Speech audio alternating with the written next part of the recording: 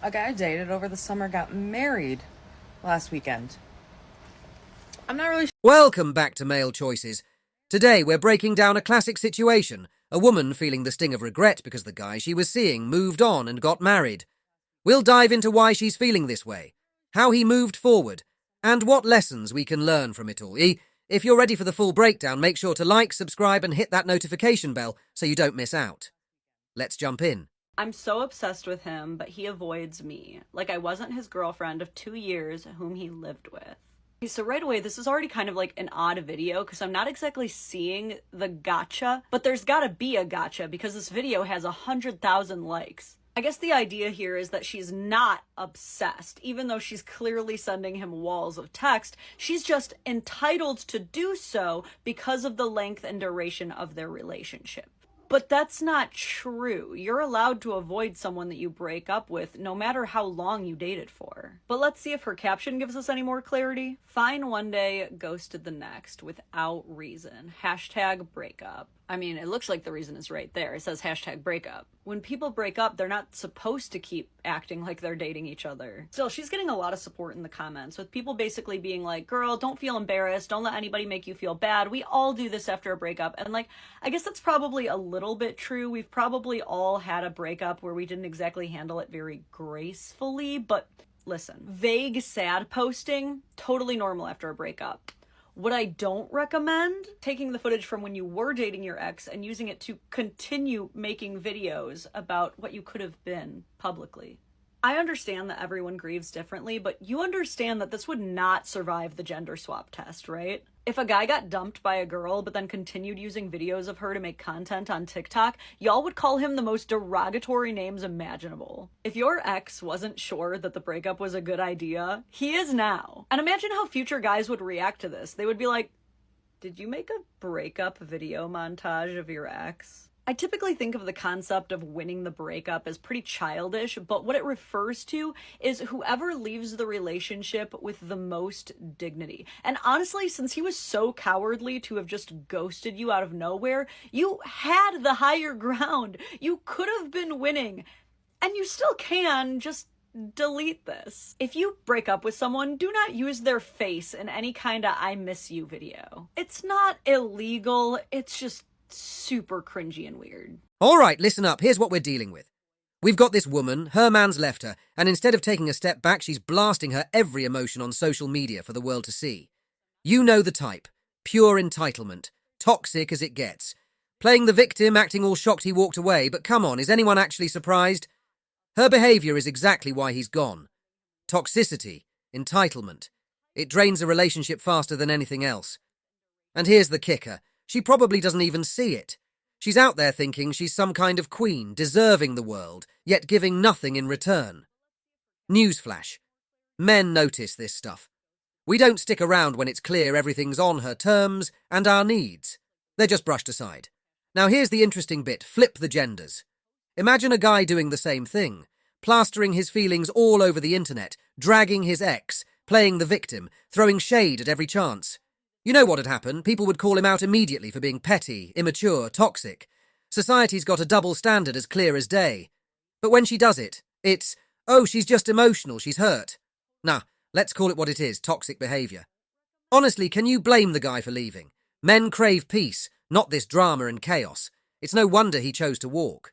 A guy I dated over the summer got married last weekend.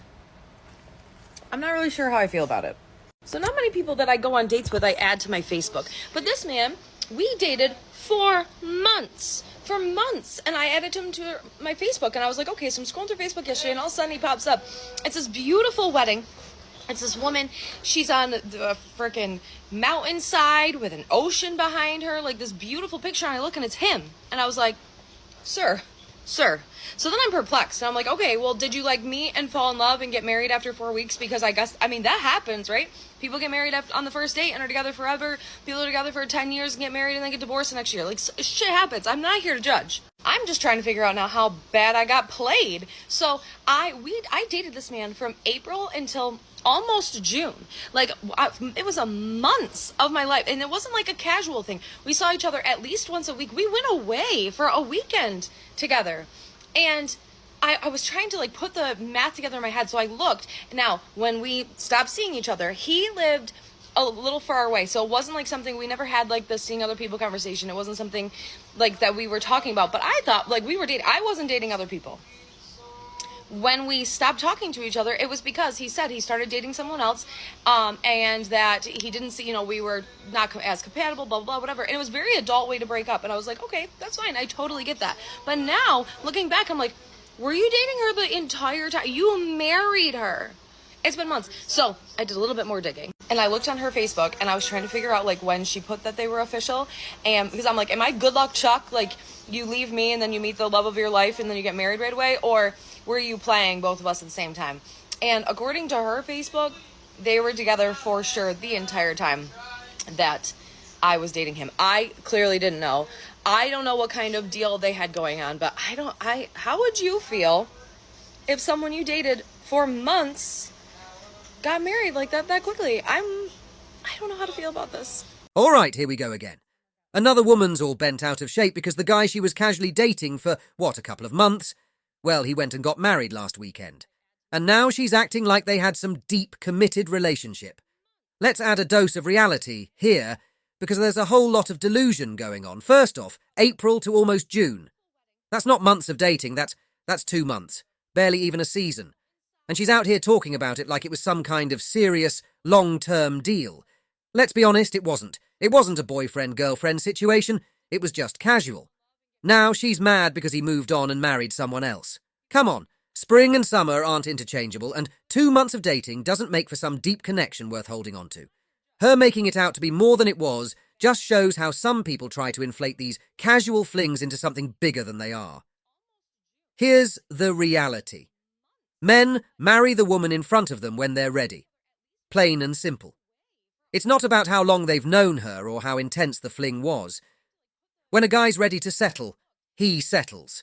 And it's usually with whoever's there when he hits that point. That's probably exactly what happened here. He didn't need months of dating or a drawn-out emotional saga to make that decision. He was ready, and the woman who was there got the ring. It might sound strange, but it's really not that complicated. Men don't need to know someone for years before they decide to marry them. When the timing's right, it's right. It's not about how much time you've invested or how many hoops you've jumped through. This is where some women get it twisted. They think that if they put in the time, they'll convince a man to be ready for them. But that's not how it works. A guy could date someone for years, with no commitment, then turn around and marry someone he's known for a few months. Why? Because at that moment, he was ready to settle down. It's all about timing, not history. So now she's mad, thinking they had something real.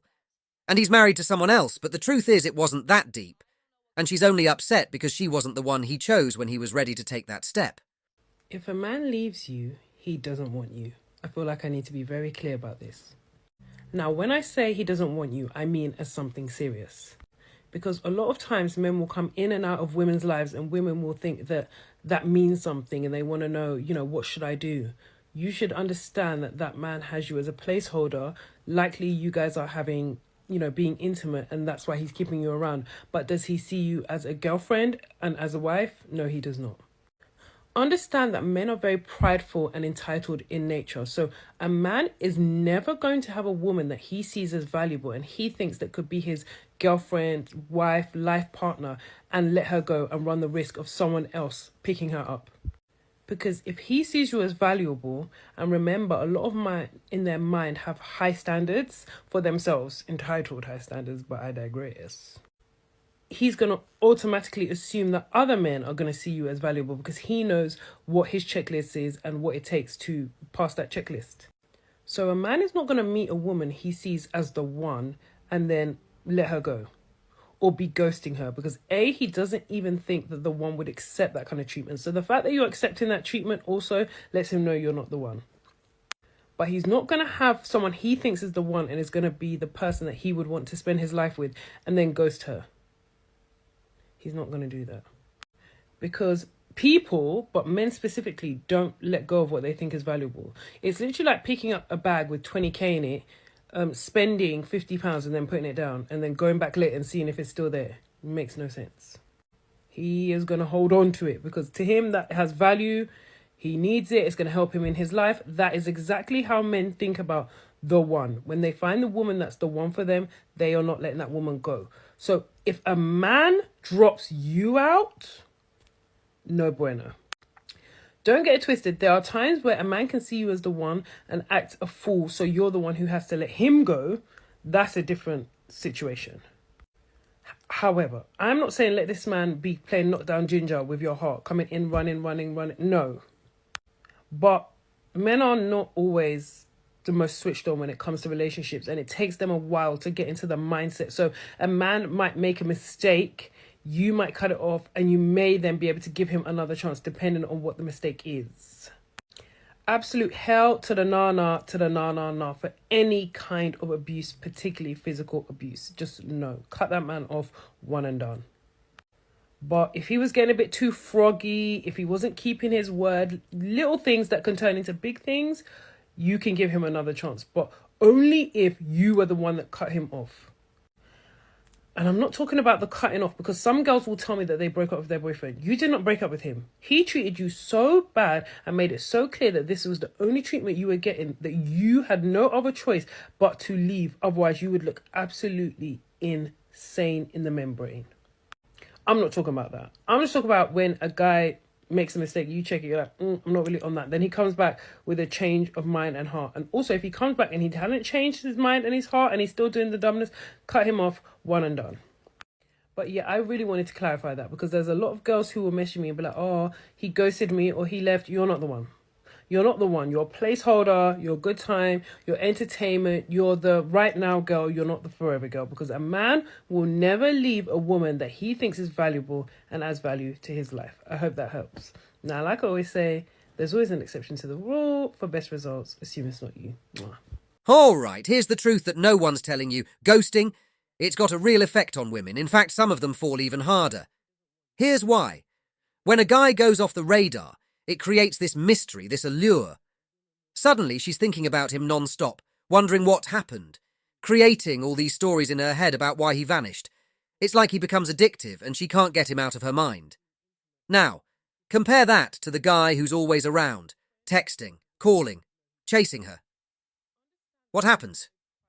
She loses interest fast. Why? Because women don't value what's too easy to get. The thrill of the chase is what excites them. But once she knows you're fully available, that you're just there whenever, it kills the game for her. Think about it. When you ghost her, she starts questioning herself. Did I do something wrong? Was I not good enough? Is there someone else? That's when she starts double texting, putting in effort to get you back.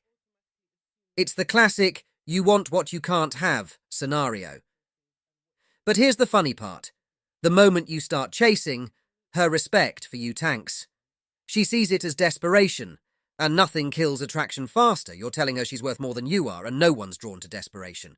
Women want to feel like they've earned a man's attention, not like it's just handed over without any effort. The reality is, when a guy pulls away, he creates space, and in that space she starts idealizing him, remembering the good stuff and ignoring the rest. The mystery of why he ghosted. That's what hooks her. She starts thinking, what did I do wrong? Was I not enough? How do I get him back? And that's the power of walking away. I hate that when I go on a bad or mediocre date, it makes me miss him. It makes me sad because with this one person who I really want to forget about, honestly, just based on how they treated me, based on knowing I deserve better, vulnerable moment. It felt so right with that person in so many ways. And it sucks because I feel like whenever I have a date that doesn't go really great, or maybe it's a bad date, maybe I just don't feel a connection, it makes me compare it to the last connection that was just like magnetic. I'm sure we've all had somebody in our life that made us feel that intense chemistry. You feel like that's your person because of the chemicals in your brain, but then they do things that make you be like, please God, don't let this be my person. They don't treat me right. It's just crazy how much a bad date can make you miss somebody that you shouldn't. I love knowing what I want to feel, but I also now know what I don't want to feel. And I know whoever I end up with, I want that incredible connection with, but also they have to treat me right. So that's my TED Talk tonight. Good night. All right, here we go again. Another woman now realizing she missed out on the good guy because she went for Chad instead. It's the same old story, and it comes down to one simple thing. She's all about chasing a feeling, not what she actually wants. Let me break it down. She liked the thrill Chad brought, the bad boy vibe, the unpredictability, maybe even the drama. That instant spark and rush of excitement. It's like a drug, and for a lot of women, it's intoxicating. But here's the reality. It's not what she actually wants long term, it's just the momentary high. Women like this get caught in a cycle, chasing Chad types who bring excitement but offer nothing solid. It's all about the now, the adrenaline, the attraction, the spark. But once that high fades, she realizes the good guy she overlooked is what she truly wanted. The guy who brought stability, respect, and commitment. But back then, that wasn't what she was looking for. So she chose Chad because he gave her that instant gratification. The harsh truth? She had a choice, and she made it. The good guy wasn't about drama or games, he was about showing up, being reliable, being there when it counted. But at that time, that just wasn't enough for her. Fast forward, and here she is realizing the good guy, the one who would have treated her right, been there in the tough moments, never ghosted or played games. That's who she really needed. But she chose the thrill of Chad instead, and here's the kicker. Chad doesn't care. He's already moved on because he was never in it for the long haul. He gave her the rush, and now she's left feeling empty, wondering why she didn't choose the good guy when she had the chance. This is where a lot of women get stuck. They love the idea of what the good guy can offer, but they don't feel the same excitement. They're chasing feelings instead of looking for what they truly want, a real lasting connection. And by the time they figure it out, the good guy's either moved on or they're left regretting their choices. You know what's the saddest truth about dating that I have experienced? Like this, when I think about this, it makes me want to quit dating altogether, but I ain't no quitter, so I'm not going to stop. But the saddest thing is that the best dating experience I've ever had, the best treatment I've ever gotten from men is when I don't like them. The men that I like, I barely answer my phone for you. Every time you talk to me, I kind of have a little bit of an attitude. Like, I don't want to stay up on the phone with you all night. I really just, I'm barely here. That's when they want you the most. That's when you get the most attention. That's when they pursue you the hardest. Like, it's an unfortunate truth. And it's hard because as fun as that is and as satisfying as it is to like give nothing and get everything in return, that's not the type of person that I naturally am. Like naturally, I want to be in love. I want to be all up in your face. I want to be consumed with love. I want to be so blinded I can't see nothing else. But as soon as I turn that lover girl mode on, you don't know how to act. They just can't handle it. They do not respond well to that. And the real key to still getting that treatment from them is to just solely focus on yourself, to center yourself completely. Don't think about anything that he wants. Don't think about what he needs. Just think about yourself and fill your whole life with you. But sometimes it be hard because I don't want to be thinking about myself. I want to think about you. I want to daydream. I want to build a future, baby. It's a pattern as clear as day, but somehow people keep ignoring it. The more uninterested a guy is, the more a woman seems to chase him. It's wild, right? But it's happening all the time.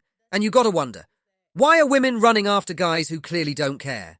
Let's get one thing straight. The issue isn't with the men, it's with the women. We've all seen it.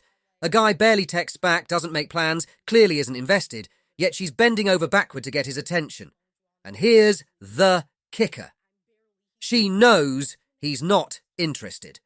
Instead of walking away, she digs in, convinced she can change him. That's where it all unravels. Women have set up this whole dynamic themselves. They've created a stage where the guy who doesn't give them the time of day becomes the most fascinating guy in the room. Why? Because they're obsessed with getting validation from someone who isn't offering it. Instead of going for the guy who actually treats them right, they zero in on the one who's indifferent, hoping to win him over. And here's where it gets even crazier. Women say they want a guy who's attentive, emotionally available, a good communicator. But when that guy shows up, he's ignored. Why? Because there's no thrill in it. Social media, past experiences, and some twisted idea of excitement have conditioned them to chase men who don't need them. Let's be blunt. This is on women. You can't complain about being ghosted or treated poorly when you're chasing after guys who don't show a shred of interest. The dismissive guy isn't playing some game.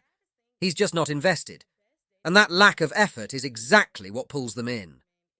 Here's the truth. Women love the chase. It's about ego, validation, proving they can get him, even when he's made it clear he's not interested. And when they get that small bit of attention, it feels like a win. But it's temporary. That guy isn't going to magically turn into the boyfriend they've dreamed up. He's just going to keep doing his thing, and they'll keep chasing. So, whose fault is it when they end up in these situations? It's on them. They're choosing to waste time on men who don't care instead of holding out for someone who's actually invested. This is everything I learned after dating for 4 months in New York City. I want to start by saying that I dated all different types of men, all different types of ages. I don't discriminate and I don't have a certain type. I just give a man a chance if I feel like there might be a connection there, and I'm very quick to cut it off if I find out that I was wrong. So that said, let me break down exactly everything I learned after dating for 4 months in New York City.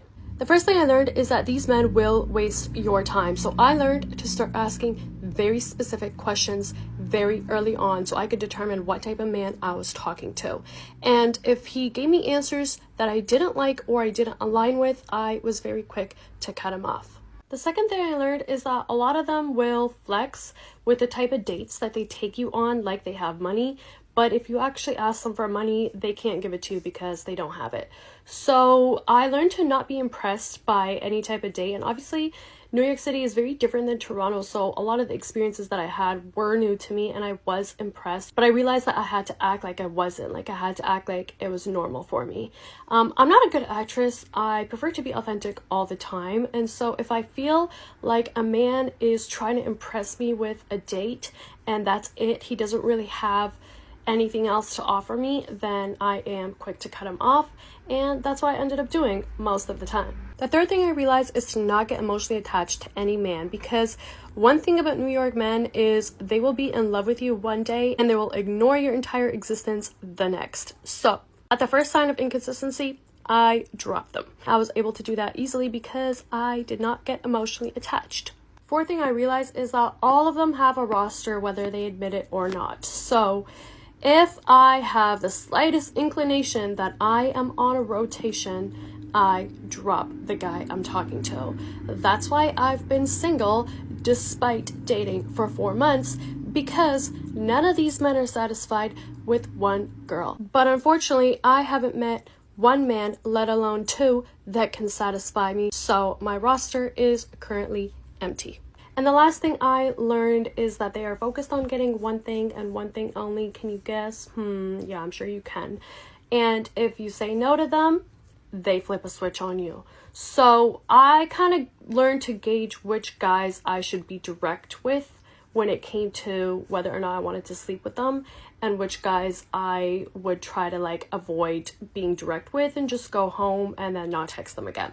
Because some situations got really messy really quickly. I won't go into detail about that, but basically they're gonna do all this, put on a show, spend money on you, take you out, whatever, so they could try to sleep with you. And if you say no, yeah, good luck.